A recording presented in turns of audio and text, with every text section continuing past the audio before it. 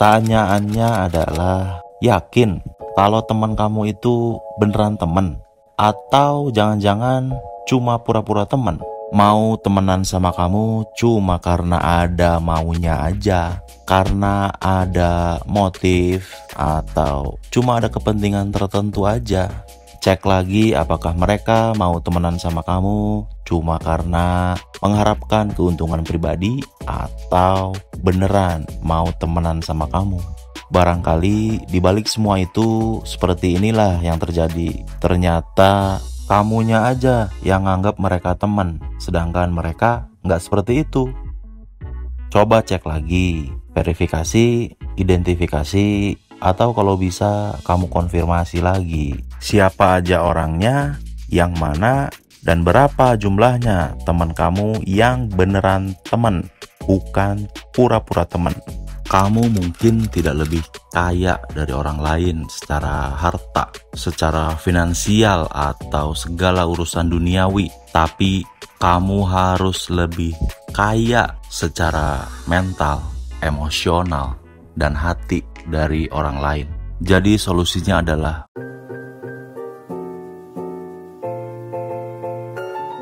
kalau lingkungan sosial atau pertemanan kamu isinya dipenuhi penganut hedonisme, yang suka pamer harta kekayaan, yang suka ngebanding-bandingin orang, yang menghargai dan menghormati orang lain hanya karena melihat status sosial, sebaiknya tinggalin. Jangan maksain diri kamu buat stay di sana supaya bisa diterima, tapi kamu sendiri nggak merasa nyaman di sana.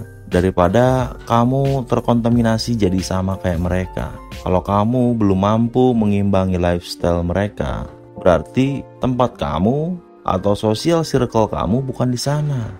Ketimbang kamu harus jadi munafik karena mengikuti keinginan orang lain sedangkan kamu sendiri nggak nyaman. Kalau kata anak Jaksel bilang, carilah support system yang isinya adalah orang-orang dengan pengaruh positif. Orang-orang yang mendukung kamu, orang-orang yang bisa menerima kamu menjadi diri sendiri, jujur apa adanya, bukan orang-orang palsu dan munafik. Carilah teman yang ada saat kamu bukan cuma kamu lagi ada doang, bukan kamu lagi senang doang, bukan kamu lagi banyak duit doang. Tapi dalam kondisi apapun, saat kamu jatuh, terpuruk, kamu lagi susah, kamu lagi kere, bokeh, mereka tetap jadi teman kamu. Mereka tetap menganggap kamu teman, bukan cuma teman bayangan yang ada cuma kamu saat lagi senang doang, lagi banyak duit doang, lagi tajir doang. Giliran kamu susah, mereka pada kabur semua, pada hilang pakai jurus ninja.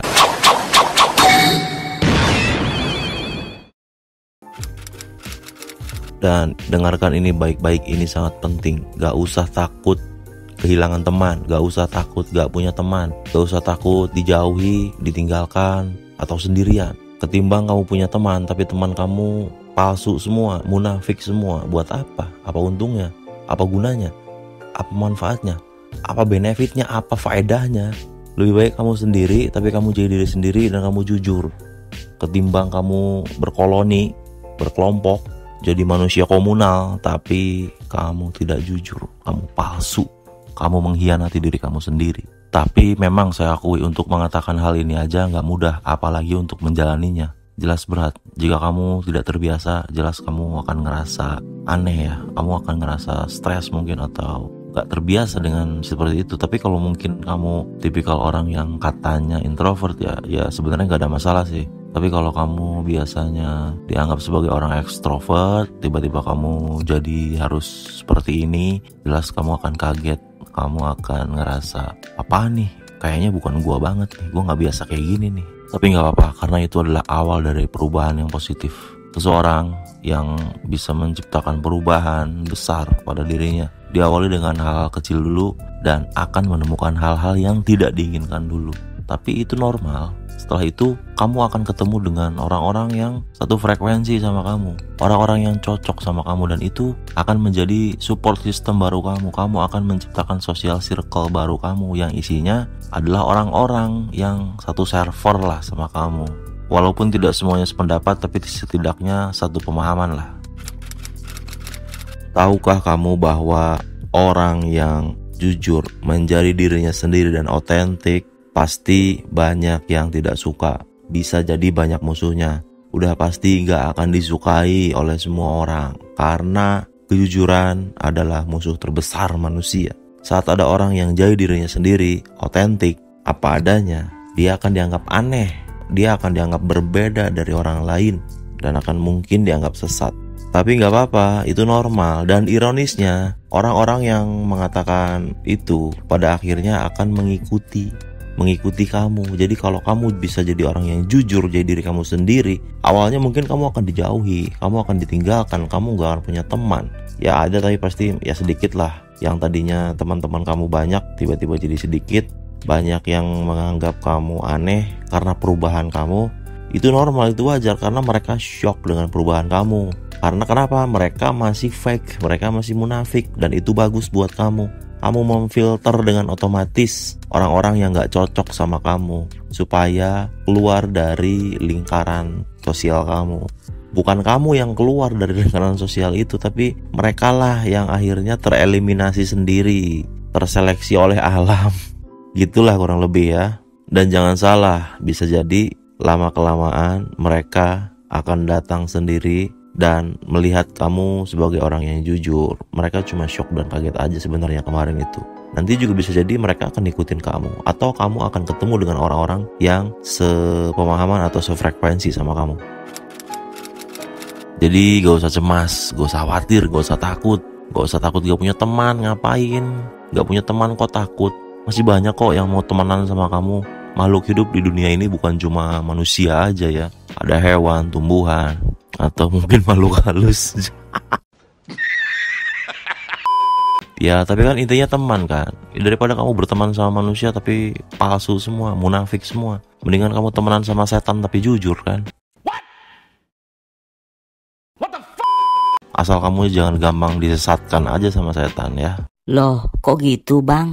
Lah iya, sekarang gini, kamu temenan sama yang ngakunya manusia, kamu temenan sama orang, tapi kelakuannya bahkan lebih-lebih dari setan. Kalau setan ya jelas dia setan, dia jujur bahwa dia setan, dia menyesatkan.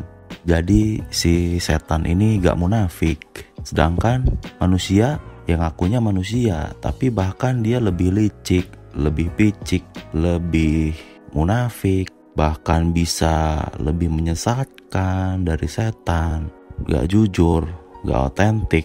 Di depan kamu baik-baik seperti malaikat, tapi di belakang lebih jahat dari iblis ternyata. Jadi mending mana? Tinggal kamu pilih, kamu mau temenan sama setan atau sama orang tapi yang kelakuannya lebih-lebih dari setan. Maksudnya sih seperti itu. Karena kan banyak orang-orang seperti itu yang banyak tipu daya, banyak manipulatif dengan muslihat, dengan pokoknya segala macam paham politik dan semacamnya lah. Banyak melakukan jalan-jalan kotor, melakukan segala macam cara, menghalalkan apapun agar bisa mencapai tujuannya. Yaitu kan memang sifat-sifat setan, tapi kan berwujudnya manusia. Setannya ada dalam diri manusia. Jadi jangan langsung tuduh setan terus. Kalau setan itu yang menggoda, ya siapa tuh emang orangnya aja yang memilih buat berkelakuan seperti itu. Jadi saran saya, pinter-pinterlah dalam bergaul, pinter-pinterlah dalam memilih teman, khususnya teman yang akan jadi akrab sama kamu, yang bisa jadi teman dekat, apalagi sahabat kamu. Hati-hati ya, karena orang yang paling berpotensi besar bisa menusuk kita dari belakang, bisa menjatuhkan kita, bisa membunuh kita, atau bisa menyakiti kita, itu adalah orang yang paling dekat sama kita. Ya salah satunya teman ini. Jangan langsung mudah percaya sama siapapun sebelum kamu tahu karakter atau kepribadian orang tersebut seperti apa. Untuk banyak hal ya dalam setiap aspek kehidupan. Apalagi kalau misalnya kamu punya rahasia atau punya aib, jangan gampang diceritain ke teman kamu, siapapun itu. Jadi solusinya adalah berdamailah dulu dengan diri kamu sendiri. Karena setelah kamu bisa berdamai dengan diri sendiri, maka kamu tidak akan mudah terpengaruh oleh apapun hal-hal di luar diri kamu.